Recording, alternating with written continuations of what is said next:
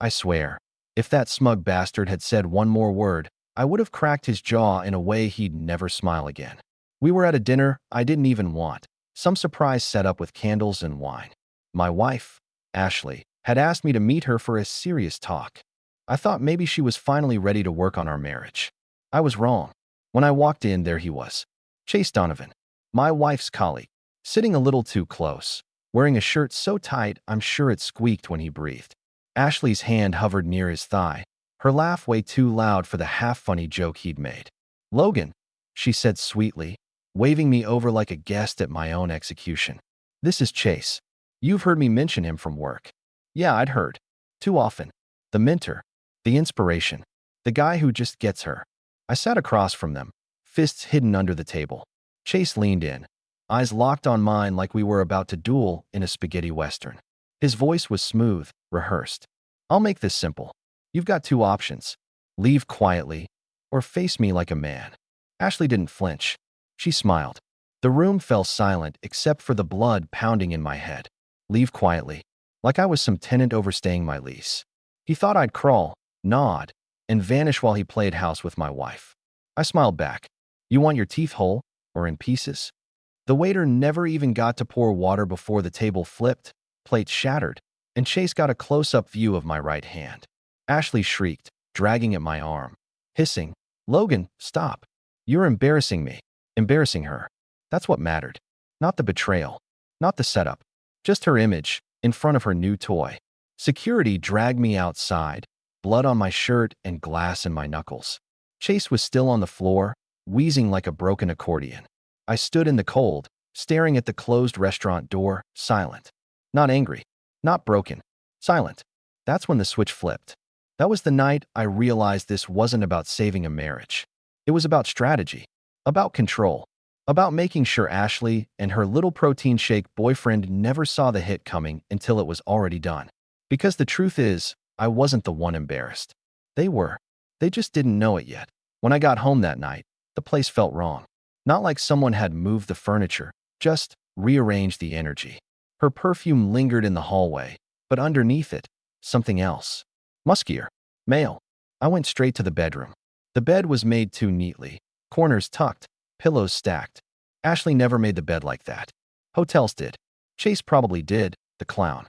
I sat there for a long while, palms raw from earlier, my mind buzzing like a hornet's nest. Replay after replay. His smug voice, her smile, the look she gave me when I was hauled out like a drunk at closing time. That wasn't love. That was triumph. My phone buzzed. A message from her. "You didn't have to do that. You embarrassed yourself. Not are you okay? Not let's talk." Just a cold line of blame. That's when the part of me she thought was asleep woke up. The part that doesn't shout, doesn't beg. The part that collects. I started looking. Not out of suspicion, because I already knew. I needed proof in my hands. Something undeniable. First stop, her closet. Between the heels she hadn't worn in months sat a pair of expensive red stilettos I'd never seen before. Still had the box. Size too small for her comfort, but perfect for showing off. Next, her vanity. Tablet left out, unlocked. She always thought I trusted her too much to check. She was wrong. The first photo nearly knocked the air out of me. Ashley, barely dressed, posing in a hotel mirror I didn't recognize. Timestamped last weekend. The weekend she told me she was at Lacey's baby shower. Swipe. Another shot. Chase, shirtless in the background, brushing his teeth like he owned the place. There were videos. Messages. Voice notes. His deep tone calling her my little secret. Her giggling like a teenager. At one point, she actually typed, "He still thinks we're going through a rough patch. Poor baby. Poor baby." That's what I was to her. A placeholder with a mortgage. I didn't throw the tablet. Didn't scream. Didn't cry. I set it down gently, like it was evidence at a crime scene. Because that's exactly what it was. The next morning, she strolled in like nothing happened. Hair in a bun, sipping her coffee, scrolling her phone. I was already at the table, eyes on her. She finally looked up. "What?" she asked. I slid the tablet across the table. The screen was open on her little love notes. Her fingers froze mid-scroll. She stared, then slowly looked at me. "Why were you snooping through my stuff?" That was it. No apology. No denial. Just deflection. I leaned forward. Calm. Precise. "You lied to me. You paraded me like a fool. And you thought I wouldn't notice. Her face didn't crack. She just sipped her coffee, shrugged, and said, maybe I finally found someone worth noticing. And right there I smiled. Because that was the exact moment she confirmed what I already knew. I wasn't losing a wife. I was gaining leverage. Ashley thought my silence meant defeat. She always did. The absence of yelling, the calm tone, that was her green light to keep twisting the knife.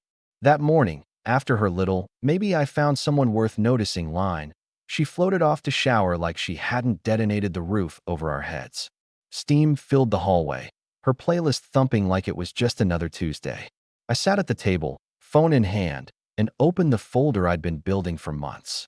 Screenshots, timestamps, call logs synced from the family cloud account she never figured out. Credit card charges at hotels she claimed were for work events. A receipt for a bottle of champagne charged to our joint Amex the same night I was out of town for a conference. I didn't make copies to confront her.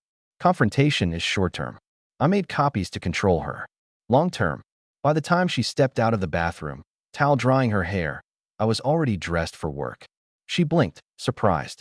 You're not even going to talk to me about it. I smiled. Oh, we'll talk. Just not today. She squinted, trying to read me, but I gave her nothing. Just kissed her forehead lightly and walked out the door. Her confusion was the first victory. At the office, I called Marcus, my lawyer. The man was a shark, the kind who smiled while he drew blood. I laid out the basics: adultery, financial records, custody leverage. He chuckled, low and deliberate. Logan, this is textbook. With what you've got, she won't walk away with a dime more than you allow. Good, I said, but I'm not ready to file yet. He paused. Then what are you planning? Patience, I told him. Let her think she's winning. That night, Ashley came home late. Hairstyled, makeup fresh. She tossed her bag on the counter, pretending not to notice me on the couch. Long day at work, she muttered. Of course, I said, eyes on the TV. She didn't know I already had her Uber receipt forwarded to my email. Drop off at the Burstone Hotel, 9:13 p.m. She was sloppy, arrogant, the kind of careless you get when you think your opponent's already beaten. Later, as she scrolled Instagram in bed, I asked casually, so, how's Lacey's baby shower? Did she like the gift? Ashley froze, just for a fraction of a second. Then she laughed, too loud, too quick. Oh, you know she loved it. I smiled in the dark. Good. I'd hate for it to go to waste. She rolled over, thinking she'd dodged it. She hadn't. Because I wasn't just watching. I was laying out the chessboard. And soon, she'd find out I wasn't the pawn she thought. I was the player. The thing about betrayal is, it only stings when you're caught off guard. Once you accept it, once you really let it settle into your bones, the sting fades. What's left is clarity. And clarity is sharp. That week, I lived like nothing had changed. Ate breakfast with her, kissed her cheek before work, even laughed at a joke or two. To her, it must have felt like the storm had passed. Like I'd resigned myself to being the boring husband in the background while she pranced around with her new toy. But behind the curtain, I was setting the stage. The first move was financial. I'd always been the one who paid the bills, handled the accounts, filed the taxes. She called me boring for caring about spreadsheets and budgets. That boredom was about to save me. I rerouted my paycheck into a separate account she didn't know about. Left just enough trickling into the joint account so she wouldn't notice. Then I pulled copies of every bank statement, every investment account, every credit card charge. I wanted a clear map of exactly where she was spending, and more importantly, what she thought she could get away with. By Thursday, I had a neat folder of evidence. Not just the hotel receipts. There were jewelry purchases, too. A $900 bracelet, charged at Bloomingdale's, wrapped up for Chase, no doubt. All with money I earned. That night, while she sat on the couch scrolling TikTok, I slid the statement across the coffee table. Recognize this? I asked. She glanced at it, then at me. It's a credit card bill. So what? So what? I repeated slowly. That bracelet wasn't for me. Want to tell me who it was for? She snorted, rolling her eyes. You're really going to get jealous over a piece of jewelry? I bought it for myself. I smiled. Of course you did. I leaned back, picked up the paper, and tucked it back into the folder. No yelling. No accusations. Just a small reminder. I was watching. Her eyes flickered then, just briefly. For the first time in weeks, I saw something that looked a little like fear. The second move was social. Ashley cared more about appearances than anything else. Her Instagram feed was her gospel. So, I played the long game there too. I started posting more. Not dramatic quotes or pity party nonsense. That wasn't my style. I posted pictures of me at the gym, smiling with colleagues at happy hour, a shot of me holding my nephew at my sister's barbecue. Harmless things, positive things, and the likes rolled in. Friends, family, even a few of her friends who probably knew more about her little side romance than they ever admitted. They all commented things like, "Looking good, Logan," and "Proud of you." I didn't tag Ashley in any of it. Didn't mention her once.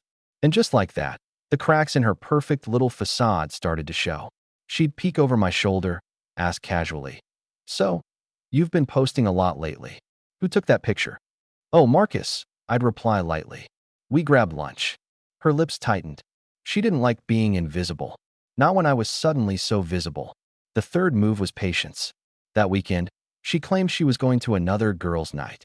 I told her to have fun, kissed her on the cheek, watched her drive off in her car, freshly washed for the occasion.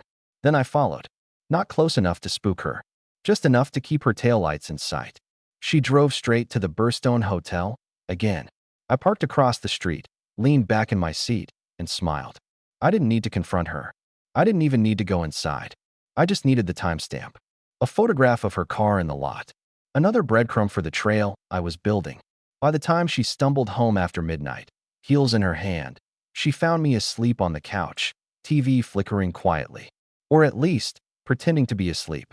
She stood there for a moment, watching me. Maybe wondering if I knew. Maybe trying to decide if she cared. Then she padded off to bed without a word. The next morning, over coffee, she chirped, "We had such a fun night. Lacey brought this ridiculous karaoke machine. You should have seen it." I didn't look up from the paper. Sounds like a blast. And that was it. No fight. No suspicion. Just a calm man who already had the receipts. But here's the part she didn't know. Every move she made was falling into a pattern. And patterns are predictable. By Monday, I had what I needed. Financial evidence, photographic evidence, digital evidence. Enough to sink her in any courtroom. But I wasn't racing to the lawyer's office yet. No, I wanted her to walk right into the trap on her own. So I set the bait. That evening, I suggested dinner. Not at home, out. A fancy place she loved, the kind where she could dress up, show off. She jumped at the idea, her eyes lighting up the way they used to when we first dated. We sat across from each other at a candlelit table. She wore the red dress I hadn't seen in years. To anyone else, we probably looked like a couple rekindling their flame. She reached for my hand halfway through dessert. "You know, I think we've been doing better lately. Don't you?" I looked her dead in the eye and said, "Absolutely. Better than ever." And she smiled, smug, certain she had me fooled. But under the table, in my jacket pocket, sat the flash drive. Every photo, every message, every receipt. The digital coffin for her little fairy tale. I didn't push it across the table. Not yet. Timing matters. Because the sweetest revenge isn't served cold. It's served invisible, right up until the moment they realize they've been eating it all along. And Ashley? She was still licking her spoon, thinking dessert was the highlight of her night. The funny thing about deception is how heavy it gets. At first, she carried it like jewelry, showing it off, smug, certain nobody noticed. But after a while, even diamonds cut into your skin. Ashley didn't realize I could see the weight starting to bend her shoulders. The way she laughed too loudly at nothing. The way she checked her phone like it was life support. The way her eyes darted every time I answered too slowly. She was slipping. I wasn't. The week after our candlelit dinner, I changed nothing about my routine. Same coffee in the morning. Same tie on Wednesdays. Same Friday gym sessions with Marcus, my lawyer. Only difference was, Marcus wasn't just spotting me on the bench press. He was spotting me through a strategy session. "Everything you've shown me," he said between reps. "Logan, she's cooked. Adultery clause, financial misuse, potential abandonment. If we pulled the trigger right now, she'd be lucky to walk out with a toaster." I racked the bar, breathing evenly. "Not yet." He tilted his head. "You're dragging this out." "Why?" "Because I don't want her to just lose," I said quietly. "I want her to know she lost. There's a difference." Marcus chuckled. "Cold. I like it." Back home, Ashley was waiting. She'd lit candles, cooked pasta, her rare attempt at romance. She was terrible in the kitchen, always had been, but tonight she was trying. That was my first clue she was nervous. Dinner, she announced brightly when I walked in. I kissed her cheek, dropped my briefcase by the door, and followed the smell of overcooked garlic to the table. She poured wine, her hands trembling just enough to ripple the glass. I twirled the pasta on my fork. This is nice. She smiled, but it didn't reach her eyes. I feel like we've been in a good place lately, and I don't want to mess that up. Oh, I leaned back, sipping my wine. What makes you think you'd mess it up? She blinked, caught. Nothing. I just meant, she trailed off, looking down. I let the silence stretch, heavy and deliberate. Then I smiled warmly. Relax, Ash. It's good. I mean it. She exhaled like she'd been holding her breath for hours. I could almost hear her thoughts. He doesn't know. He still trusts me. I've got this under control. But that night, when she thought I was asleep, I watched her sneak into the bathroom with her phone. She whispered into the receiver, giggling softly. He bought it. Totally fine. Don't worry, babe. I almost laughed into the pillow. Bought it. She thought she was selling me a story. What she didn't realize was that I was the one pricing it, packaging it, and soon, auctioning it off. The next day, I made my quietest move yet. I called our mortgage company. After a few forms and signatures, the deed was refinanced, under my name alone. She didn't even notice. Too busy playing house with her gym rat boyfriend. A few days later, I froze the joint credit card. Not immediately, not dramatically. Just lowered the limit, so every time she tried to swipe, she'd feel a little sting of embarrassment. Twice at Target. Once at Sephora. Each time, she came home muttering about bank errors. I just nodded sympathetically. Weird. I'll look into it. By Saturday, the paranoia was sinking in. She stood in the kitchen, arms crossed, chewing her lip. Logan, is something going on with our accounts? I glanced up from my laptop. Not that I've seen. What? Because, she stopped, caught herself. Never mind. I tilted my head. You sure? You seem stressed. Her smile was forced. No. Everything's fine. Fine. That word is a goldmine. It's what people say when they're dangling over the edge. That evening, I dropped another breadcrumb. A casual remark while folding laundry. You know, Marcus was telling me how courts look at adultery these days. Harsh stuff. Her head snapped up. Why were you talking about that? I shrugged. Conversation drifted. It's amazing what lawyers see in their line of work. She went pale. Well, it doesn't apply to us. Of course not, I said, smiling as I folded another shirt. Just interesting, that's all. She laughed nervously, too loud, too quick. Then she walked away. The trap was working. She was starting to wonder how much I knew. And the beauty of it? I hadn't accused her once. Not directly. Not even a raised voice. Just quiet hints. Just enough to keep her guessing. Sunday morning, she tried to reclaim ground. Walked into the kitchen wearing a silk robe, hair done, holding 2 coffees. Thought I'd surprise you, she said. I took the cup, sipped. Thanks. She lingered by the counter. You know, I really do love you. I looked up, met her eyes. Calm. Steady. I know. Her hand tightened on the coffee cup. She wanted me to say it back. I didn't. Instead, I stood, kissed her forehead, and grabbed my keys. Gym time. The silence I left behind was louder than any argument. That week, I set the final stage. I booked a private meeting with Marcus to finalize the packet. Bank records, photos, messages, receipts. Every betrayal cataloged, indexed, ready to present. I even had copies printed on thick, cream-colored paper, the kind that feels permanent in your hands. As I slid the folder across Marcus's desk, he whistled. Logan, this is surgical. She won't see it coming. She's not supposed to, I said. He looked at me, curious. So when are you pulling the trigger? I smiled. Soon. But not in court. Not yet. I want her to reveal herself first. In front of everyone. Marcus raised a brow. Everyone. You'll see. I said, standing. Back home. Ashley was on the phone again, pacing the kitchen, whispering. She froze when she saw me, plastered on a smile, and hung up. Hey babe, she chirped. How was your day?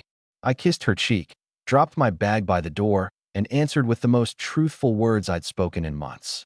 Better than you think. And the way her smile faltered told me she finally felt it. That itch at the back of her neck, the suspicion that maybe, just maybe, I wasn't the fool she thought I was. That suspicion was going to eat her alive. Because nothing unsettles a liar more than silence. And mine was deafening. If guilt was a weight, Ashley was starting to wear it like ankle chains. You could see it in the way she moved, quicker, sharper, like every step was on a cracking floorboard. She wasn't gliding anymore. She was scrambling. Me? I was calm as a lake at sunrise. Not because I'd forgiven her, because I'd already decided how this story ends. She just hadn't been invited to the last chapter yet. It began with a dinner invite. She sent me a text in the middle of the workday. Dinner tonight? Just the two of us. My treat. My treat.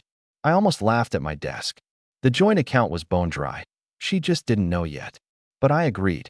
Sure, I typed back. Sounds good. When I arrived at the restaurant, she was already seated. Hair curled, makeup perfect, a dress I hadn't seen in years. A performance outfit. She smiled brightly when I sat down. I wanted us to talk. Really talk. Of course, I said, unfolding my napkin. For the first 20 minutes, she played the part of the affectionate wife. Asked about my day. Laughed at jokes. Reached across the table, fingers grazing mine. Anyone watching would think we were a happy couple patching things up. But I'd spent too many years reading her tells. The way she blinked too much when she lied. The way she shifted when she was hiding something. And that night, her whole body was shifting. Halfway through the meal, she leaned in. Logan, I know I haven't been perfect, but I think we can make this work. We can start fresh. I met her eyes and nodded. Sure. Fresh. Her shoulders relaxed like she'd been carrying bricks. She thought she had me. Thought the act was working. But when the check came, she reached for her card with too much confidence. The waiter returned 5 minutes later, voice low. I'm sorry, ma'am. Your card's declined. Her face flushed crimson. That's impossible. Try again. The waiter glanced at me. I smiled politely. Put it on mine. Ashley's eyes darted to me. I kept my face neutral, as if I hadn't just pulled the rug out from under her. That silence in the car ride home, louder than any argument we'd ever had. The next morning, she confronted me. Why was the card declined? I sipped my coffee. Bank must have flagged it. You know how they are. That's ridiculous, she snapped. Maybe you should call them, I said. Get it sorted. She glared at me for a long time, trying to decide if I knew. I didn't give her the satisfaction of a hint, just a calm smile. That's when I saw it in her eyes, the flicker of doubt. She was starting to realize she wasn't playing against the old version of me anymore. That same week, she overcompensated again.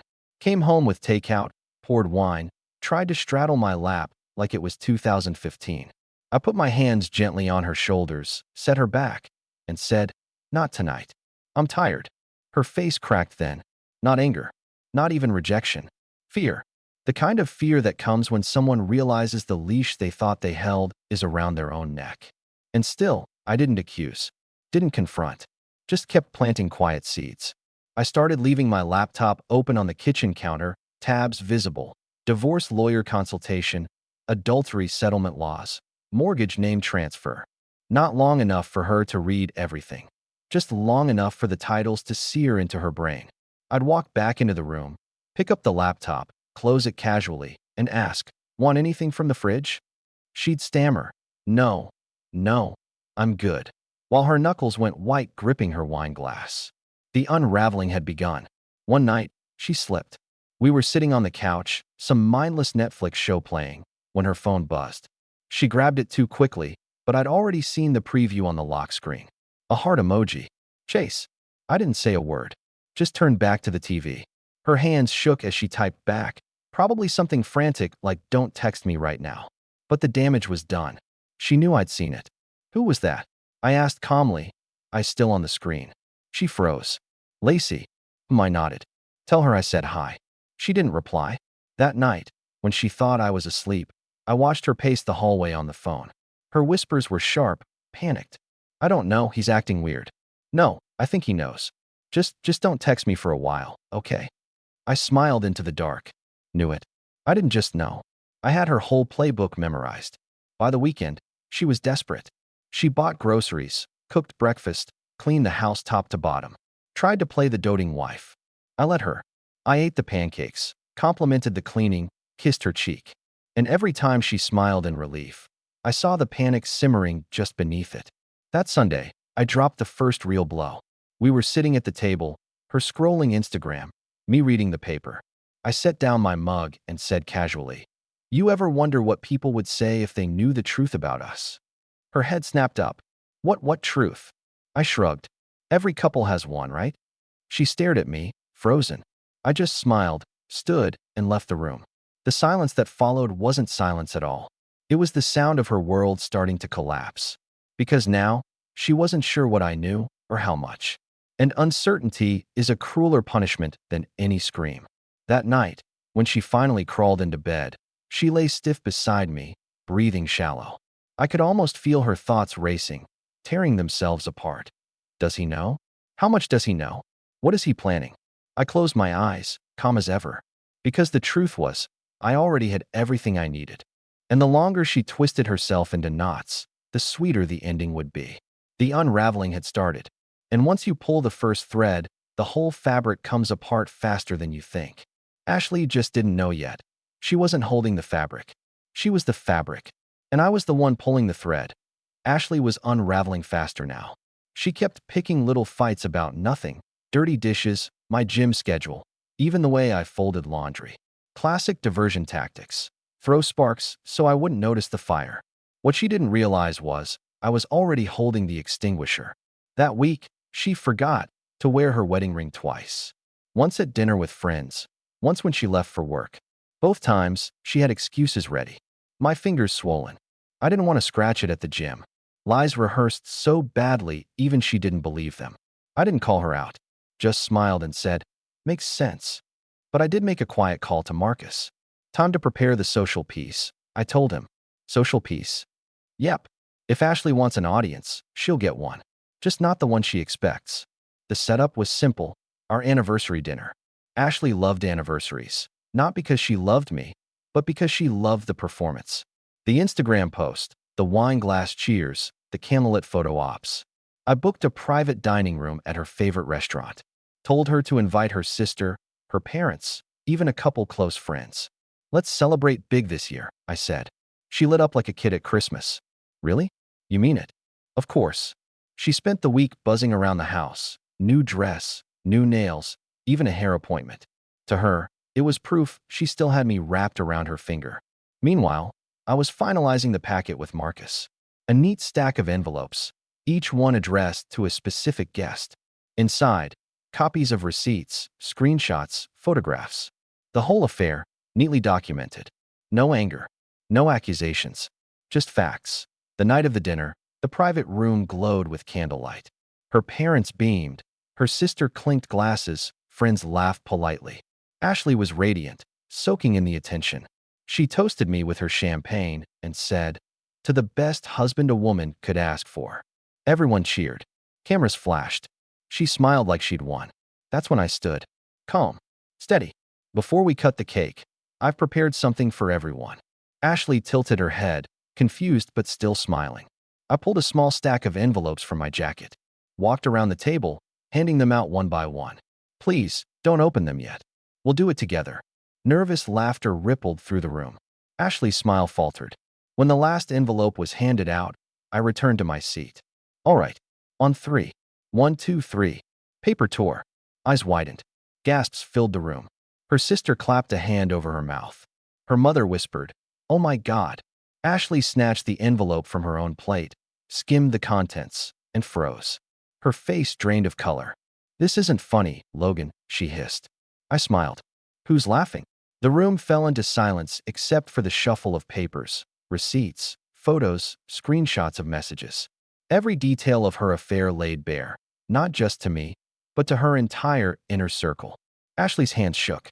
You planned this." "Of course," I said. "Happy anniversary." Here's where you might think I stormed out, papers flying, demanding a divorce on the spot. But that would have been too easy, too predictable. Instead, I stood calmly and raised my glass. "Now, I'd like to make a toast." Everyone stared, stunned. Ashley looked like she might faint. "To clarity," I said. "Because marriages built on lies don't need repair. They need truth. And tonight, we all got it." I set the glass down, leaned close to Ashley, and whispered so only she could hear. "You'll find the divorce papers in your car. Already signed." Her eyes flicked up, wild. "Signed? By me," I said. "And by Chase. He came by last week to collect his things." She blinked, stunned. What are you talking about?" I smiled, straightening up. "Ask him why he left a copy of his texts on my flash drive. Or better yet, Ask him why his name is on a non-compete clause he accidentally signed. He won't be working in this city again. And you won't be walking away with a penny of mine." Her mouth opened, closed. She looked around the table, at her parents, her sister, her friends, all holding proof of her betrayal in their hands. I didn't wait for her reply. I just buttoned my jacket, nodded politely to the guests, and walked out. Calm, quiet, free. The cruelest revenge wasn't the exposure. It wasn't the divorce. It wasn't even tanking Chase's career behind the scenes. The cruelest revenge was leaving her exactly where she put herself, standing in a room full of people who now knew who she really was. And the best part? They didn't see it coming. Neither did she.